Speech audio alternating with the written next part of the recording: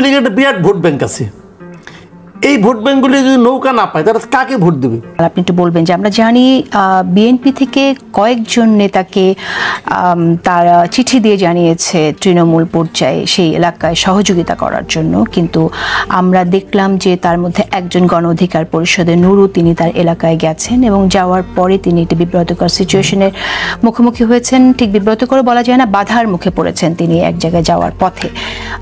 আপনি বিষয়টাকে আসলে কিভাবে দেখছেন? দেখেন, রাজনীতি হলো গিয়ে জনগণের সঙ্গে সম্পর্কের ব্যাপার।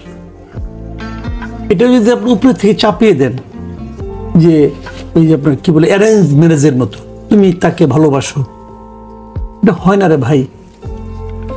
আপনি নূরকে ওখানে যদি চাপাইয়ে দেন, তাহলে নূরের যদি ওখানে গ্রহণযোগ্যতা থাকে, নূর পাশ করে আসবে, নূরকে জনগণ গ্রহণ করবে। নূর সাহেবের কিছু জনগণ তো আছেই, তার তো কিছু আপনার আছেই। এখন কি অলরেডি কি বিএনপি সিদ্ধান্ত নিছে যে আমরা ঐক্যবদ্ধভাবে রাজনীতি করব, অথবা আমরা রাজনীতি করব ঐক্যবদ্ধভাবে নির্বাচন করব? এটা কি সিদ্ধান্ত নিয়েছে বিএনপি? নেয়নি তো।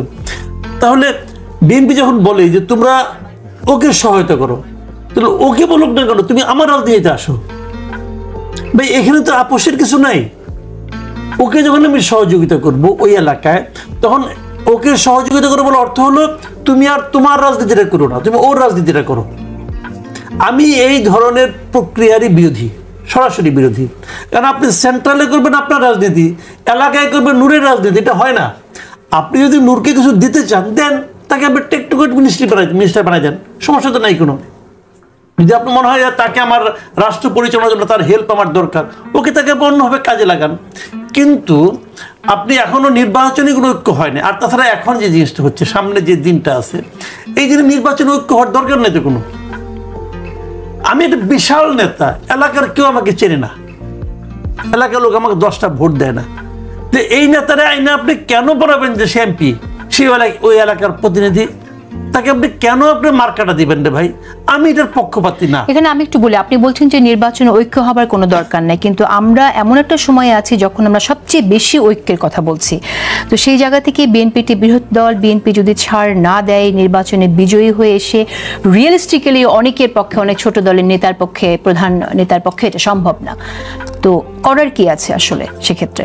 শুনেন, এই ধরনের আমি বলি আপনাকে, এই ধরনের ঐক্য অর্থহীন এই কারণে যে ঐক্যগুলো কখন দরকার? যখন ধরেন একটা প্রতিদ্বন্দ্বী পার্টি আছে, আপনারও একটা পার্টি আছে প্রতিদ্বন্দ্বী পার্টি, দুজনে মানে একদম মানে নেক টু নেক ফাইট হচ্ছে, তখন আপনার হয়তো মনে করেন 2% 3% ভোটও আপনার জন্য ইম্পর্টেন্ট। কিন্তু এখন কি এই দেশে সেই বাস্তবতা আছে? নেই তো। বিএনপি যদি ভোট হয় কালকে, বিএনপি প্রতিদ্বন্দ্বীকে আওয়ামী লীগকে তো মাঠছাড়া করা হয়েছে। এটা যে কত বড় একটা ডিজাস্টার হয়ে যাবে আগামীতে, কোনো প্রপার শক্তিশালী, যে কথাটা আমরা সারা জীবন বলে আসছি, একটা শক্তিশালী বিরোধী দল থাকা দরকার। বিরোধী দলটা কে? কিভাবে সম্ভব হতে পারে? আমরা কিভাবে পেতে পারি শক্তিশালী বিরোধী দল? তাহলে আপনার শক্তিশালী বিরোধী দল, আপনার সবাইকে সঙ্গে রাখবেন, সবাইকে নিয়ে বলবেন যে আমরা সবাই মিলে ইলেকশন করো। এখন তো সেটা হচ্ছে না। এখন তো আওয়ামী লীগ নাই, সত্য কথা বলতে আওয়ামী লীগ নাই। আপনি আওয়ামী লীগকে সরাই দিচ্ছেন যে আওয়ামী লীগ ইলেকশন করতে পারে। আওয়ামী লীগ ইলেকশন করতে ভার্চুয়ালি পারবেও না, কারণ তার পলিটিক্স বন্ধ করে দিচ্ছেন আপনি। যদি আওয়ামী লীগ ইলেকশন করতে না পারে, তাহলে কি হবে? এই নির্বাচন কতটুকু গ্রহণযোগ্য হবে হয়তো বা, বাট আমার কাছে এই নির্বাচনটাকে ভালো নির্বাচন বলবো না। কারণ অনেক লোক আছে যারা ভোট কেন্দ্রে যাবে না, কারণ তারা তাদের পছন্দের প্রার্থীকে পাবে না, সেখানে পাবে না। তো আরেকটা জিনিস আমি বলি, আপনি আওয়ামী লীগকে, এটা অবশ্য একটা অন্য বিতর্ক নতুন করে আজকে তৈরি করবো কিনা জানি না, বলি তবু আমি আওয়ামী লীগকে বাদ দেওয়া হচ্ছে কেন? যে আওয়ামী লীগ একটা সন্ত্রাসী রাজনৈতিক দল, আওয়ামী লীগের সহযোগী সংগঠনগুলি সন্ত্রাসী কর্মকাণ্ড করছে। আমি একটা কথা বলি আপনাকে ভাই, বাংলাদেশের আমার যা দেখছেন এ পর্যন্ত, বাংলাদেশের সন্ত্রাসী রাজনৈতিক দল হলো গিয়া যে দলটা সরকারে থাকে তারা, যারা সরকারে থাকে তারা হলো সন্ত্রাসী রাজনৈতিক দল। ছাত্রলীগের একটা সন্ত্রাসী কর্মকাণ্ড করলো, প্রশাসন তাকে দেখেও তারা ধরে না, সে পিস্তল দিয়ে সবার সামনে গুলি করলো, সেই ছবি সবার কাছে আসলো, পুলিশ তাকে ধরে না। কেন ধরে না? কারণ ছাত্রলীগের লিডার, ছাত্রলীগের উপরে, মাথার উপরে সরকার আছে, যারা নাকি সরকারের ছত্র ছায়া থাকবে তারাই সন্ত্রাস করবে। এখন সরকারে যদি কালকে জামাত আসে, কালকে শিবির হবে সন্ত্রাসী দল। সরকারের ছত্র ছায়া কালকে যদি বিএনপি আসে, তাহলে দেখবেন ছাত্রলীগ হয়ে গেছে সন্ত্রাসী দল। এখন কি হচ্ছে সারা দেশে এখন কারা এই চাঁদাবাজি করছে, সারা দেশে কারা এখন করছে, জবরদখল করছে, নাম শোনা যাচ্ছে কার কার, হয় বিএনপির অথবা জামাতের। কই এখন তো আওয়ামী লীগের নাম শুনি না। এত প্রতাপশালী আওয়ামী লীগ কই গেল এখন? জামাতের বিএনপির নাম আসে কেন, অথবা এনসিপির নাম আসে কেন? কারণ এরা সরকারের কাছ থেকে এক ধরনের সহায়তা পায়, অথবা লোকাল প্রশাসন মনে করে এরা সরকারের লোক, এদের কিছু বললে আমরা ঝামেলায় পড়তে পারি। এবং যখন লোকাল প্রশাসন আপনাকে ছাড় দিচ্ছে, তখন আপনি সন্ত্রাস করার আপনার একটা ক্ষেত্রই তার জন্য অনুকূল হয়ে যায়। তো এটাই হয় এই কারণে। একটু বলবেন আপনার বিশ্লেষণ কি বলে আসলে যে চেইন অফ কমান্ড কতটুকু আসলে কাজ করছে বিএনপিতে? শুনেন, একটা জিনিস হলো কি, চেইনের কমান্ড তো মানতেই হবে, তাহলে দল কীভাবে টিকবে? দলের তো একটা সিস্টেম থাকবে, কিন্তু দলকেও ভাবতে হবে যে আমি অমুককে সুবিধা দিতে যে আমি কি আমার নিজেরই অঙ্গহানি ঘটাচ্ছি কিনা। ধরুন যে নির্বাচিত হলো সে তো 5 বছর ওখানে থাকবে, আর আমাদের দেশের ফরম্যাটটা এমন, যখন একজন লোক এমপি নির্বাচিত হয়ে যায় না, সে পুরা প্রশাসন কিন্তু তার আন্ডারে চলে যায়। তখন সে কি এমপি নির্বাচিত হওয়ার পর মনে রাখে যে আমি অমুক বড় দলের বদান্যতায় জিতে এসেছি? মনে রাখে না। সে তখন নিজের ছোট দলটাকে ওখানে এস্টাবলিশ করার চেষ্টা করে, কারণ সে তো একটা পলিটিক্স করে। তার দলের যেগুলো নাকি একদম তার চেয়ে গুরুত্বহীন ব্যক্তি, তাদেরকে নিয়ে সে এস্টাবলিশ করার চেষ্টা করে।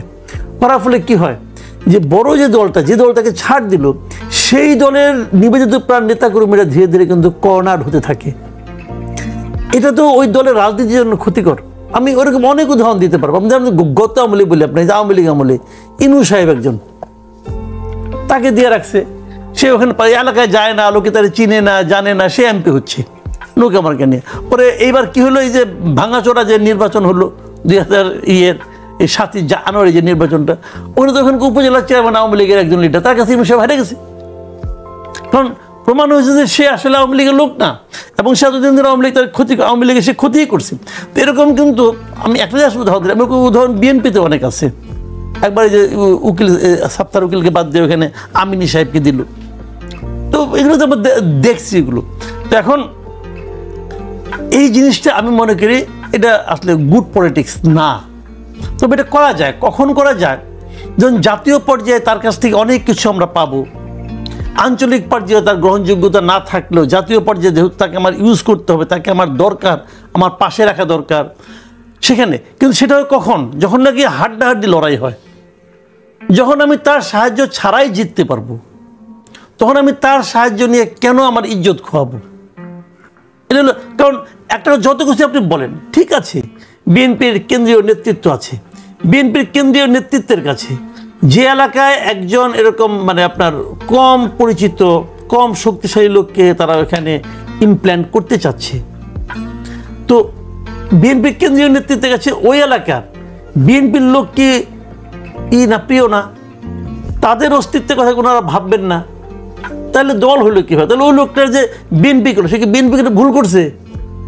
আপনি আমাকে এই জিনিসটা বুঝেন, সে তো শুরু থেকে বিএনপি করতেছে, তাহলে তার যে এই যে ডেডিকেশন। কিন্তু যেমনটি মাহমুদা হাবিবা বললেন যে এর আগেও কিন্তু এ ধরনের আসন সমঝোতা হয়েছে, আমরা বিএনপিতে দেখেছি। হয়েছে, এটা আমাদের রাজনৈতিক দুর্বলতা, এটা আমাদের দেশের রাজনৈতিক দলগুলোর আমি বলবো এক ধরনের কূট কৌশল। কিন্তু এটা তাদের, আপনি তাহলে কি মনে করেন যে বিএনপির উচিত হবে না কোনো দলের সাথে কোনো আসন সমঝোতায় যাওয়ার? আমি মনে করি এই নির্বাচনে তো উচিত হবেই। ঠিক এই জায়গায় নির্বাচনে কোনো রকম আসন সমঝোতা বিএনপির করা একেবারেই ঠিক হবে না। তাহলে সেক্ষেত্রে আপনি কি মনে করেন যে কি হতে পারে, বিরোধী দল কারা হতে পারে সেখানে? বিরোধী দল কি হবে এটা তো আমরা বলতে পারি না, সরকারি দল কি হবে তাও বলতে পারি না, কারণ এটা নির্বাচন। বিএনপি হয়তো ভালো অবস্থানে আছে। আজকে জানি কে আমাকে একটি পাঠাইলো, আমি ফেসবুকে দেখলাম একটা প্রার্থী তালিকা পাঠাইলো, কে কে জিতবে না জিতবে, ওখানে দেখি তারা জামাতকে প্রায় 200 আসনে বিজয়ী দেখাইছে। আমি গতকাল শুনলাম যে বিএনপি 100টি আসন পেতে পারে। এখন যে দেখাইছে, যে কাজটা করছে, সে তো তার হৃদয় থেকেই কাজটা করছে না, তার হৃদয় এভাবে বলতেছে, আপনি কি করবেন তাকে? মানুষের মনের ইচ্ছা, আমি তো সবার হৃদয়ে ঢুকতে পারবো না। তো সেক্ষেত্রে আমি কেমন করে বলি যে বিএনপি জিতবে? তবে যতটুকু বুঝি আমার মতো করে সেটা, কারণ একটা জিনিস হলো কি, আওয়ামী লীগের একটা বিরাট ভোট ব্যাংক আছে, এই ভোট ব্যাঙ্কগুলি যদি নৌকা না পায় তারা কাকে ভোট দেবে? প্রথমত তারা কোনো অবস্থাতে জামাতকে ভোট দিবে না, আমার ধারণা ভুল হতে পারে ভাই। কোনো অবস্থাতে জামাতকে ভোট দিবে না, এনসিপিকে দিবে না, কারণ মনে করবে যে এনসিপির জন্য তাদের আজকে এই অবস্থা, এবং এই তাদের যে এই নিষিদ্ধ করার এনসিপির কাজ, এনসিপি তাদের দিবে না। তাহলে আর রইলটা কে? তাহলে কি আওয়ামী লীগের সমস্ত ভোট বিএনপি পাবে? আওয়ামী লীগের সব ভোট বিএনপি পাবে না, আওয়ামী লীগের সব ভোট বিএনপি পাবে না, আওয়ামী লীগের কিছু ভোট বিএনপি পাবে। আওয়ামী লীগের ম্যাক্সিমাম ভোট তারা ভোট কেন্দ্রে আসবে না, আওয়ামী লীগের ম্যাক্সিমাম ভোট তারা ভোট কেন্দ্রে আসবে না, যাতে ভোটার টার্ন আউটটা কম সংখ্যায় ওটা দেখানোর জন্য না, তারা আসবে না। কেউ তারা মনে করবে আমি যে কাকে ভোট দেবো, আমার প্রার্থী তো এখানে নাই, তো তারা ওখানে যাবে না এই কারণে। তো সে কারণে